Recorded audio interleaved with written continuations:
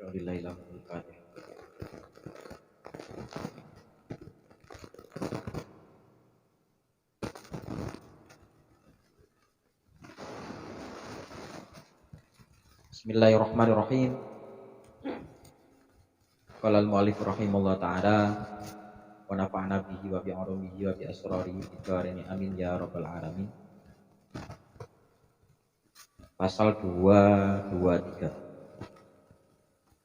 Qaluhu la tatlubanna maka al-walidat ba'da'an basatat anwara wa auta'at asraraha falaka fillah ghinan an kulli syai'in wa laysa yughnika anhu syai'. Jangan sekali-kali mengharapkan kekalnya warid yang telah selesai membentangkan cahayanya dan menyingkapkan seluruh rahasianya.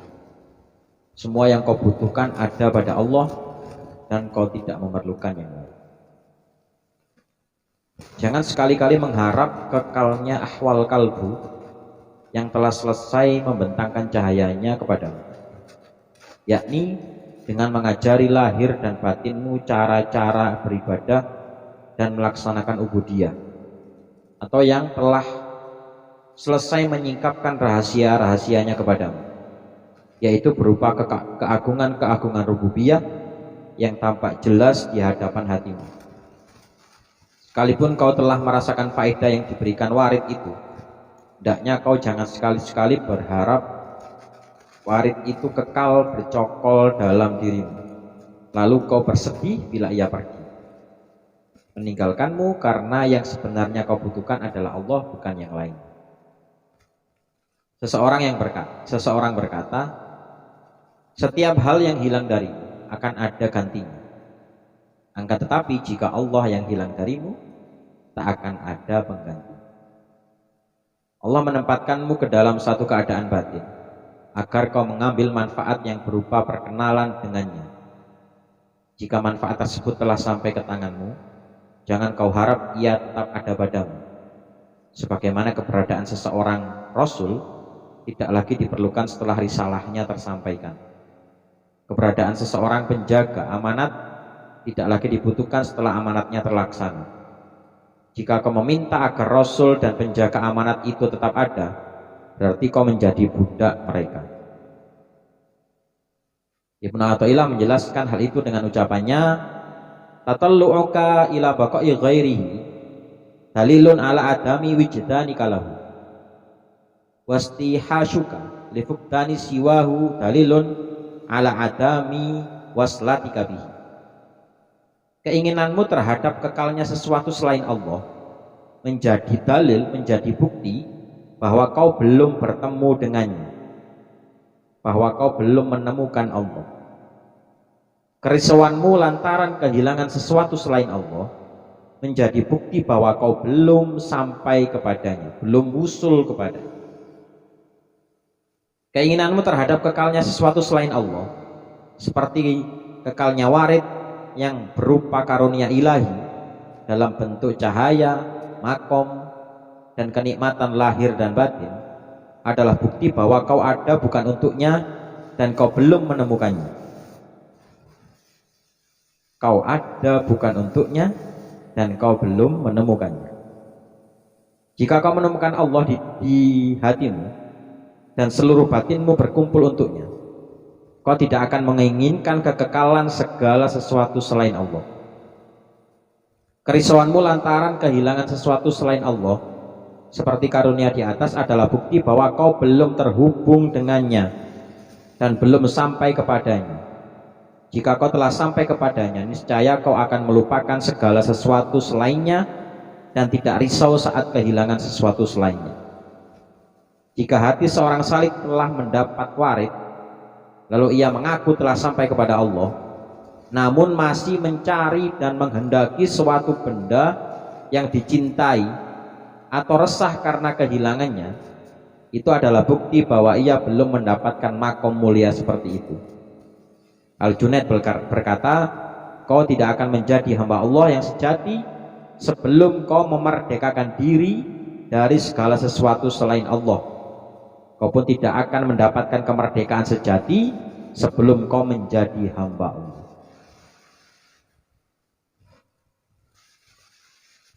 An-na'imu wa intana wa'ad wa dhahiruhu inama huwa li syuhudihi wa iqtirabihi wal adabu wa intana wa'ad wa dhahiruhu inama huwa li wujudi hijabihi fasababul adab wujudul hijab wa itmamun na'im bin nadhar ila wajhil karim. Walaupun bentuknya beragam, nikmat terwujud lantaran penyaksian dan kedekatan dengan Allah. Sebaliknya, meskipun bentuknya beragam, siksa ataupun adab terwujud lantaran keberadaan hijab Allah, lantaran terhijab dari Allah.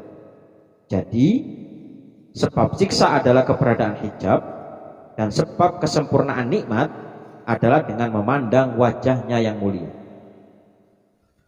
Walaupun nikmat dunia dan akhirat bermacam-macam bentuknya, entah berupa pakaian, makanan, bidadari, ataupun surga.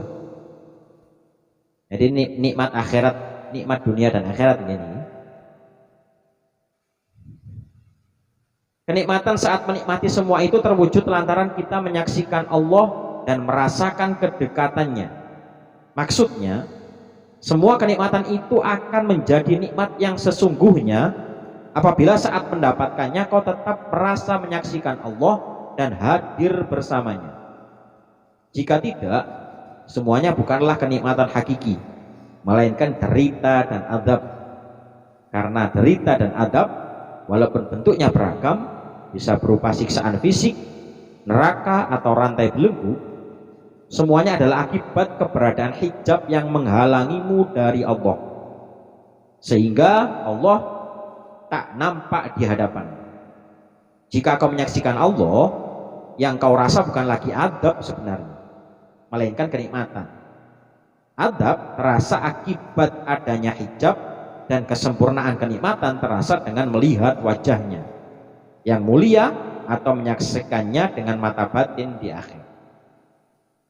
Kesimpulannya, kenikmatan sejati hanya dapat kita rasakan saat melihat Tuhan, saat melihat Allah.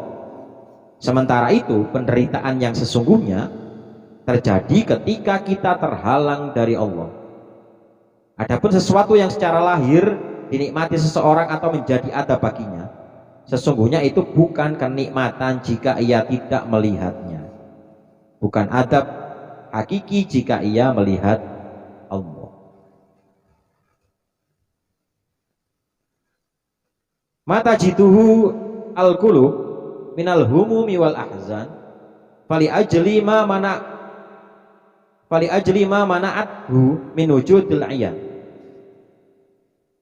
Bila hati masih merasa risau dan sedih, berarti masih terhalang untuk menyaksikannya.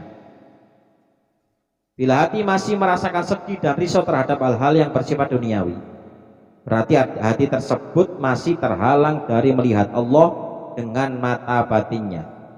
Jika tidak, tentu ia tidak akan merasakan risau dan sedih atas hilangnya sesuatu dari dunia ini. Perasaan risau dan sedih tersebut adalah akibat dari sikap memandang diri sendiri dan mengedepankan maslahat pribadi. Sekiranya seseorang tidak melihat dirinya sendiri dan hanya menyaksikan Tuhannya, tentu ia akan selalu senang dan bahagia. Allah Ta'ala berfirman, la tahzan innallaha ma'ana. Janganlah kau bersedih, sesungguhnya Allah senantiasa bersama kita. Siapa yang hatinya bersinar dengan cahaya ma'rifat, ia tidak akan bersedih selamanya. Akan tetapi, jika orang yang mencapai makom ini masih merasakan kesedihan dan kerisauan yang tak tertahankan, ketahuilah bahwa di dalam kesedihan dan kerisauan itu masih ada faedah yang mulia. Kesedihan dan kerisauan dapat menjernihkan hati dan memadamkan hawa nafsu serta mengurangi kesenangan dunia. Kerisauan selalu berhubungan dengan sesuatu yang akan datang, dan kesedihan berhubungan dengan sesuatu yang telah lampau. Keduanya bisa terjadi terhadap perkara-perkara ukhrawi. Seseorang ahli neraka tidak mengalami kerisauan dan kesedihan kecuali ia tidak bisa menyaksikan Tuhannya. Jika ia sudah melihat Tuhannya, ia tidak lagi mengalami dua perasaan itu. Adab akan terasa manis dan nikmat dalam pandangannya. Ilahuna wallahu ta'ala a'lam bishawab.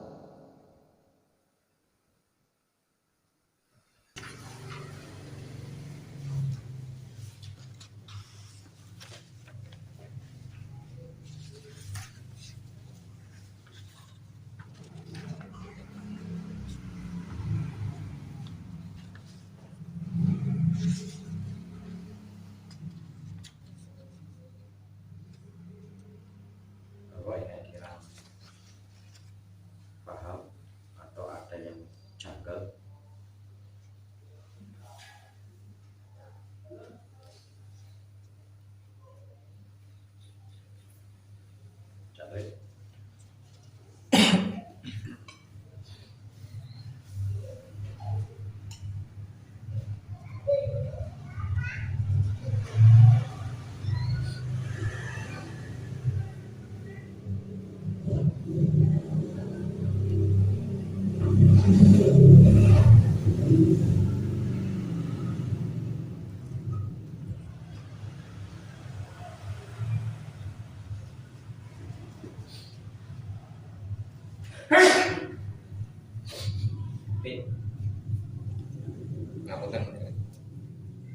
Pasal 226 paragraf kedua.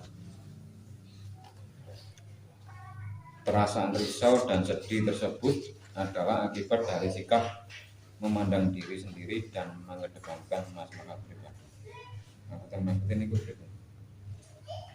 Perasaan risau dan sedih tersebut adalah akibat dari sikap memandang diri sendiri dan mengedepankan maslahat pribadi.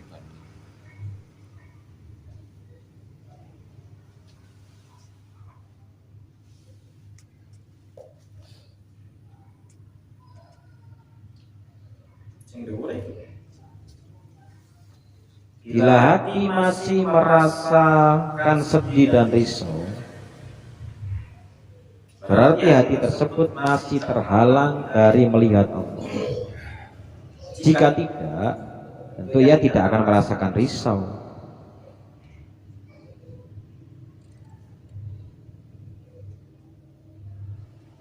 Lah anane wong risau, anane wong sedih. Ikulah yo sikap memandang diri sendiri dan mengedepankan maslahat pribadi.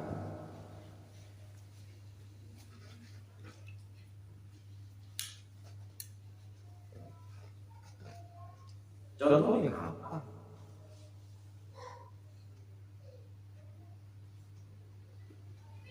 Dalam sejarah apa ono wong mati mergo kluwen?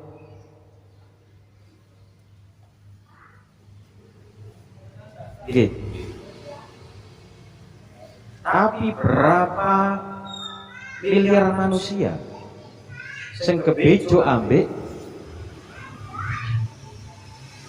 kenikmatan dunia, nglumpukno golek untuk kebutuhan besok dan besok.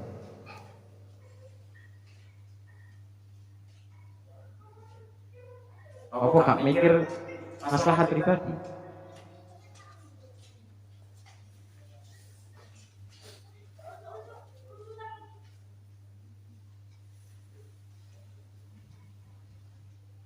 Nah, biar apa-apa diuruki. Yo mau nabung, nyeleng. Tapi ojo niat nabung. Gitu. Niat.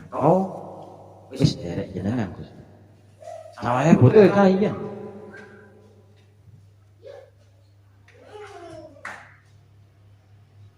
Maksudnya jangan dipikir tabungan ibu, celengan ibu.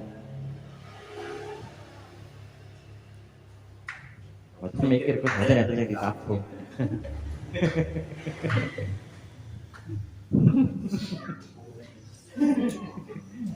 Ya,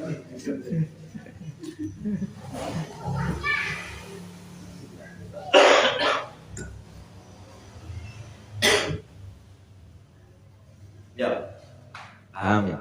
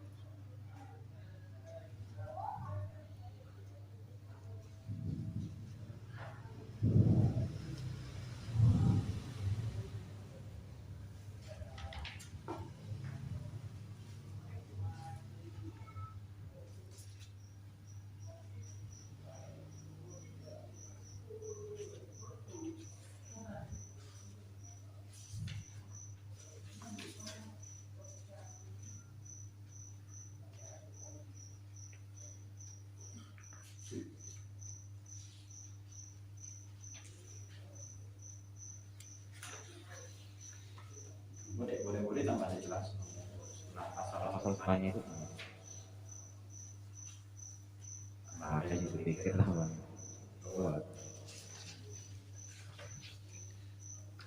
Jadi sakno saiki atau kok jalanilah hari ini.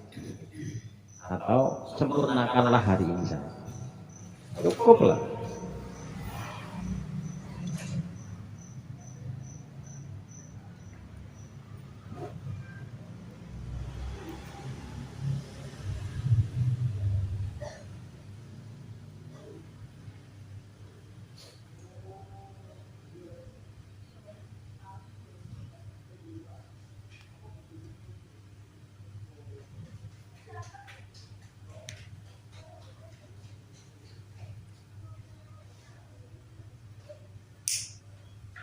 Ron, itu nih.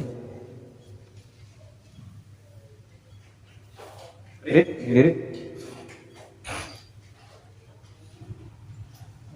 Pasal 223 paragraf kedua. Keberadaan seorang penjaga amanat tidak lagi dibutuhkan setelah amanatnya terlaksana. Jika kau meminta agar Rasul dan penjaga amanat itu tetap ada, berarti kau menjadi budak mereka. Kemudian ada keterangan jika kau meminta agar Rasul dan penjaga amanat itu tetap ada, berarti kau menjadi budak mereka. Untuk penggambarannya itu sendiri.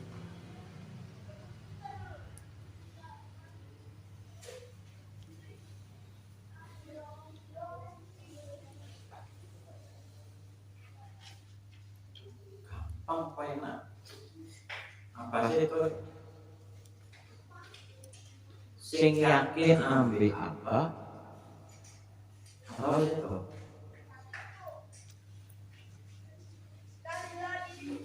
Sing yakin ambil tuntunannya, ya berarti tuntunannya tetap ada selamanya.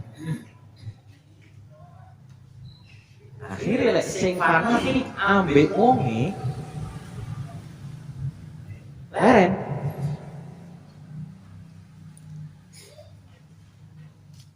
Karena budake menungso. Budake donya.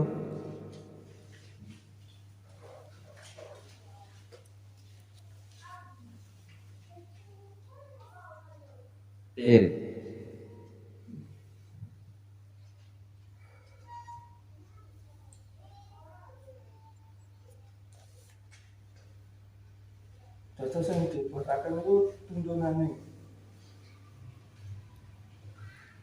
Ya, itu gambarannya kan seperti Rasul, seperti pemberi amanah, membawa amanah. Rasul itu kan yang diharap-harapkan kan risalahnya, tuntunannya. Ataupun pembawa amanah berarti kan amanahnya. Ketika amanahnya sudah tersampaikan, ya balik, oh iku urir iku lho apa penggaweane. Sing dinteni menungsane apa paketane?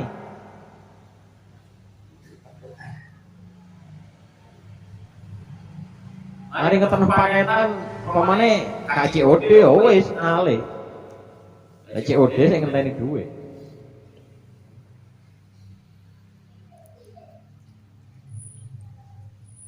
Membawa amanah itu ibaratnya kurir itu.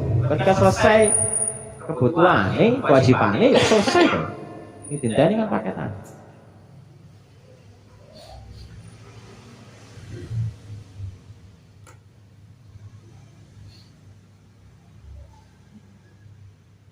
Iya.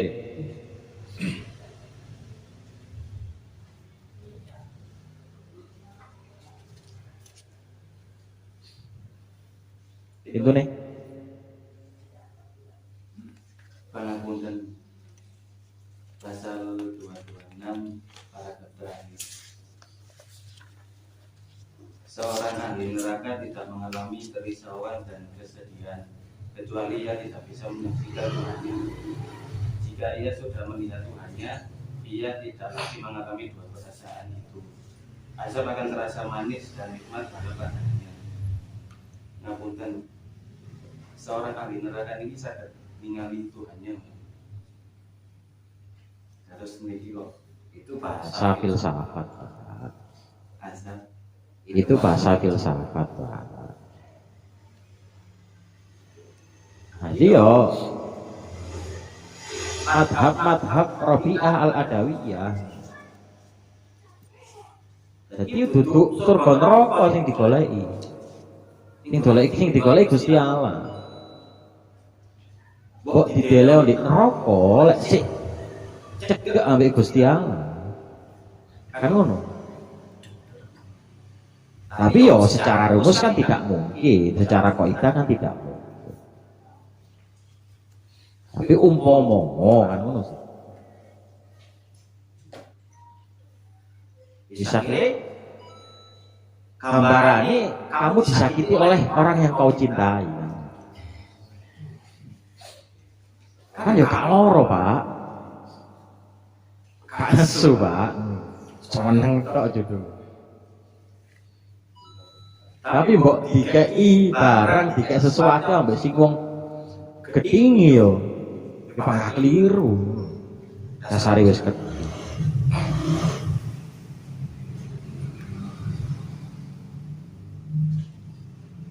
Gambarannya tadi, jadi nikmat surga dan neraka tadi gambarannya. Kok di surga oleh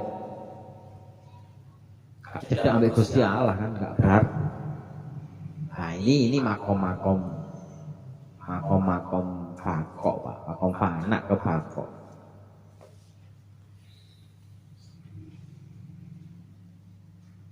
Oleh awake dhewe bayangno ya kendaan sisiran. Wis oleh sing anyar lali tapi manusia biasa. Kita kan demen, kita suka sesuatu itu kan apa jenenge? Sementara saja, enggak mungkin lama. Ketika ada yang baru itu kan pasti terganti. Tidak bisa permanen. Oh, temporari.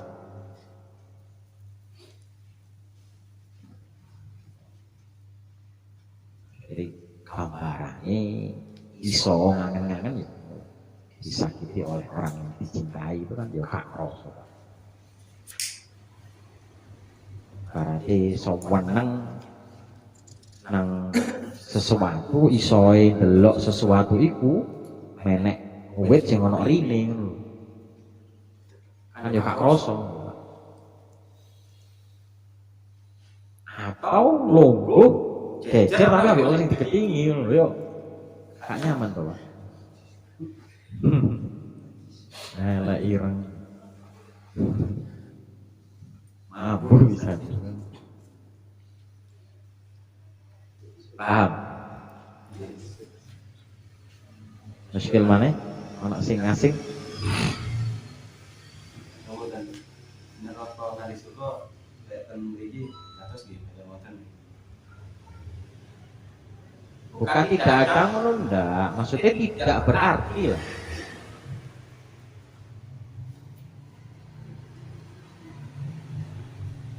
Bahkan apa? Intahai kok. Puncak kenikmatan manusia itu kan surga neraka toh. Surga ambil neraka toh. Puncak kenikmatan dan kesusahan manusia. Gitu. Karena gambarannya surga wis enak lah wis. Yang tidak bisa digambarkan, tidak bisa diceritakan. Dan siksa neraka apa lagi? Tapi itu monggo wong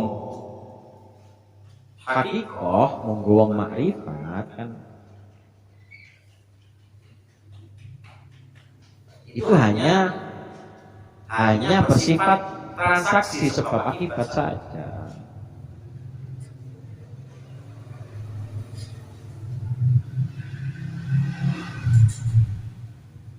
Kalau masalah ada dan tidak, ya ada. Neraka itu wajib kita imani, surga itu wajib kita imani. Jadi dunia wis koyo di neraka rasanya.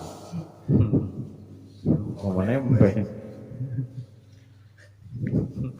Kak itu isu itu apa nih ketika koyo di neraka.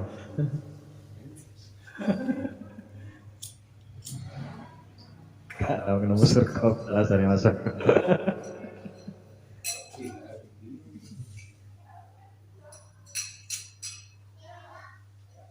Bahasa filosofi perumpamaan.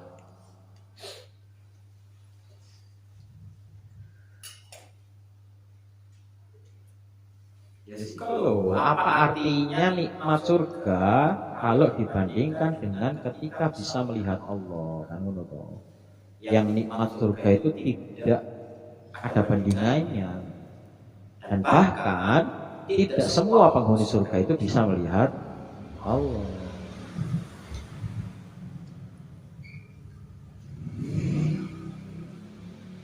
Ini cerita-cerita yang banyak disampaikan itu loh. Nopo ten surga tasih yang kalau sholat kan Nabi loh iso.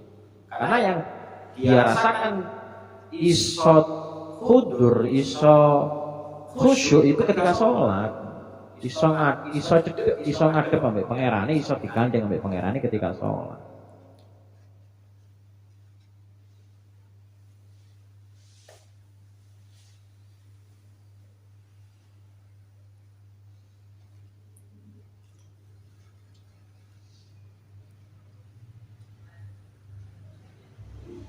Ya, gambaran kenikmatan dan adab dan apa siksa itu kan seperti itu.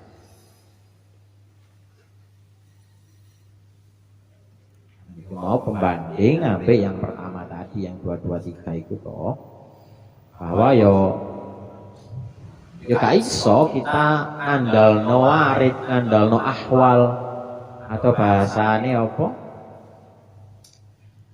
Itu adalah gerbang saja, itu adalah titik ataupun apa?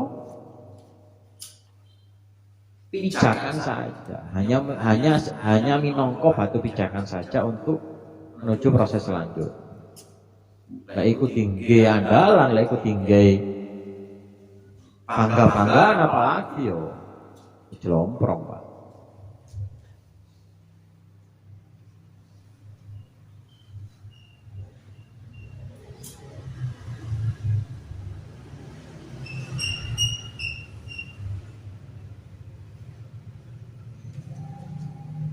Kon nggih. Monggo lek yo lek sing ono. Jelas kakak kau. Itu nih.